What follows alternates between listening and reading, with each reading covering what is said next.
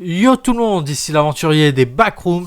Aujourd'hui on va parler du niveau 59, c'est parti.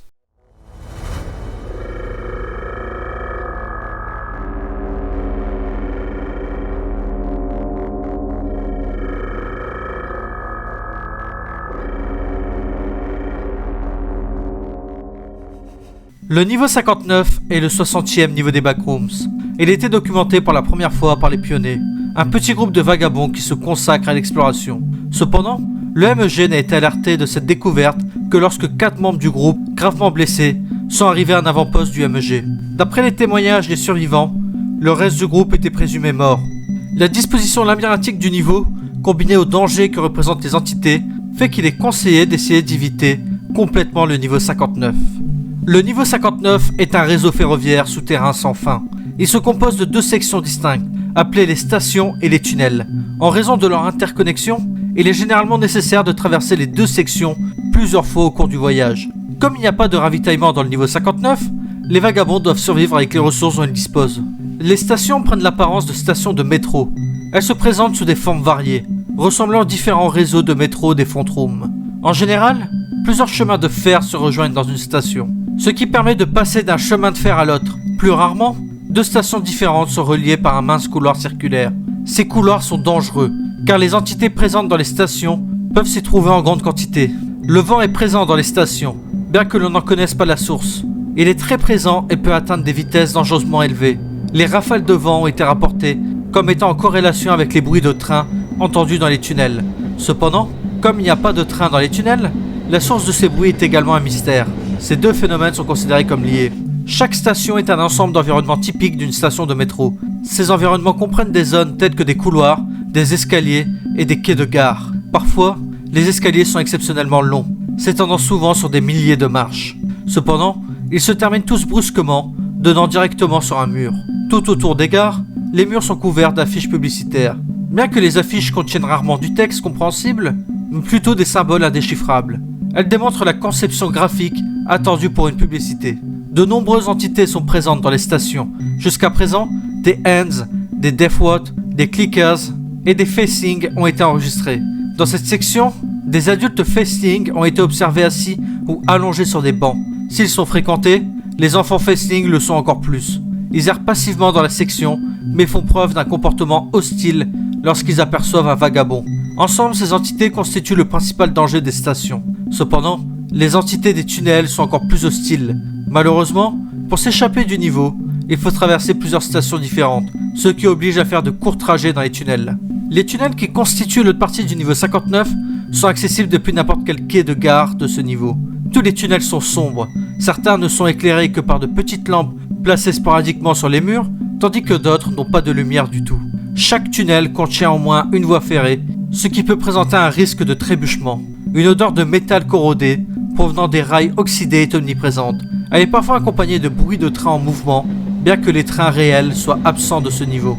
Cette section est infestée d'entités, notamment des skin stealers, des hands et des crawlers. Les smilers sont fréquents et se cachent souvent dans l'obscurité. Les rencontres avec les hands se sont révélées dangereuses en raison du risque de trébuchement que représentent les rails. En général, si l'on rencontre quelque chose qui ressemble à une autre personne dans les tunnels, il n'est pas prudent de s'y fier. Il peut s'agir d'un skin stealers portant la peau d'une victime décédée ou d'un crawlers au premier stade de l'affection. De nombreux explorateurs qui se sont échappés du niveau 59 ont affirmé avoir utilisé ce qu'on appelle la carte. D'après les témoignages, elle se présente sous la forme d'un grand plan de métro accroché à un mur et peut être utilisée pour se diriger vers une sortie. La nature exacte de la carte n'est pas entièrement comprise, car certaines des informations obtenues à son sujet lors des entretiens sont contradictoires, alors que les photos supposées de la carte ne montrent qu'un mur vide. Les photographes affirment être en mesure de voir la carte dans l'image. Bonjour Charles, nous aimerons vous poser quelques questions sur votre séjour au niveau 59. Ce ne sera pas long. Ah, je vois. Alors qu'est-ce que vous voulez savoir sur cet endroit maudit? Tout d'abord, comment êtes-vous arrivé là? Je faisais partie d'un groupe, nous l'appelions les pionniers. Nous étions en train d'explorer le système de métro de la ville, quand nous avons remarqué que notre environnement avait changé du tout au tout. C'est à ce moment-là que nous avons réalisé que nous nous trouvions dans un autre niveau. Cela a dû se produire trop lentement pour que nous le remarquions. Qu'avez-vous fait dans ce niveau? Rien, vraiment, nous marchions. Parfois nous courions quand nous étions poursuivis. Donc la tragédie à laquelle vous faites référence, la perte de vie, s'est produite pendant cette poursuite en particulier? Nous avons perdu beaucoup d'hommes pendant les poursuites, Des amis proches, tous. Je préférerais ne pas en parler maintenant. Je vois. Je suis désolé pour vos pertes. Ce n'est pas grave. Cela fait des semaines. Je me débrouillerai. Je sais ce que l'on ressent. Ceux d'entre nous qui ne le savent pas ont de la chance. Vous savez, nous pouvons parler d'autre chose si vous le souhaitez. Oui, ce serait formidable. En rapport avec le niveau, je suppose. C'est une bonne idée. Pouvons-nous parler de la façon dont vous avez quitté le niveau? Oui, c'est ira, nous avons utilisé la carte. Cette question a été soulevée à plusieurs reprises au cours de ces entretiens. Qu'est-ce que la carte exactement? Les réponses des autres étaient un peu imprécises, vous voyez. C'est difficile de le décrire, à moins d'en avoir fait l'expérience. Au début, nous nous sommes perdus. Les choses semblaient sans espoir. La seule chance que nous avions pour nous, c'était que nous étions là ensemble. Donc au début, vous n'aviez pas de carte. Oui, mais au fur et à mesure que nous avancions dans les tunnels, d'une station à l'autre, nous devenions plus expérimentés. Le danger était toujours présent, mais il était plus facile de l'éviter. Nous parlions de tout cela entre nous. Il y a donc une méthode dans cette folie? Le niveau n'est donc pas aussi aléatoire que nous le pensions? Ce n'est pas du tout aléatoire, il y a un modèle. C'est juste très difficile à le décrire. Et la carte, comment l'avez-vous trouvée? Nous ne sommes jamais restés au même endroit. Nous étions toujours en train d'explorer, de bouger, de devancer les entités, d'essayer de trouver une sortie. Cependant, nous n'avons trouvé la carte qu'après nous être arrêtés pour réfléchir. Elle était juste là, sur le mur à côté de nous. Lentement réfléchissant à la direction à prendre, nous avons commencé à remarquer de plus en plus de détails. Finalement, nous avons vu un chemin clair sur la carte. C'est très éclairant. J'aimerais vous poser une question. Est-ce que la carte est réelle? Oui, elle est réelle. Nous avons tous vu la carte et un chemin vers la sortie. Cependant, la carte est réelle d'une manière différente par rapport à beaucoup de choses ici. Je crois que je comprends mieux maintenant. Cet entretien m'a donné beaucoup à réfléchir. Vous êtes libre de partir maintenant. Ce second interview s'agit de la 4e de Michael Anderson. Il est entré seul dans le niveau, il y a 2 mois, et est resté bloqué à l'intérieur pendant une semaine. Bonjour Michael. Nous aimerons à nouveau vous poser quelques questions sur le niveau 59. Eh bien, de quoi s'agit-il cette fois? Qu'avez-vous d'autre à nous dire sur le vent? Je vois, il est très courant dans les stations, mais je ne l'ai pas ressenti une seule fois dans les tunnels. J'essaie de trouver l'origine du vent, mais ça n'a pas marché. Comment cela se fait-il? Il n'y en a tout simplement pas.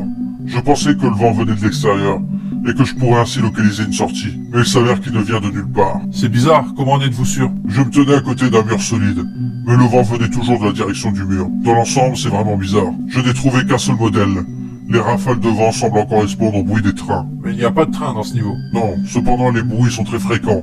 Je les entendais constamment dans les tunnels. C'est curieux. On dirait qu'il y a un autre phénomène inexpliqué à ce niveau. Avez-vous pu trouver la source des bruits? En fin de compte, non. Et ce n'est pas parce que je n'ai pas essayé. J'ai passé beaucoup de temps à essayer de les suivre. Où les bruits menaient-ils?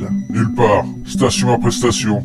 Tunnel après tunnel, mais rien. Ils se sont tous mélangés maintenant. Finalement, j'ai dû arrêter, car j'avais trop frôlé la mort dans les tunnels. Avez-vous déjà eu l'impression d'être passé tout près? Tout le temps. Mais je l'ai approché vraiment qu'une seule fois. Quelle était cette fois? J'ai fini par abandonner la recherche et je me suis arrêté au cours de mes voyages. J'ai remarqué certaines choses dans la disposition du niveau. Des choses très complexes. Lorsque je me suis arrêté, j'ai réfléchi à la direction à prendre, en me servant de toute l'expérience que j'avais acquise. C'est alors que j'ai remarqué une carte, juste à côté de moi.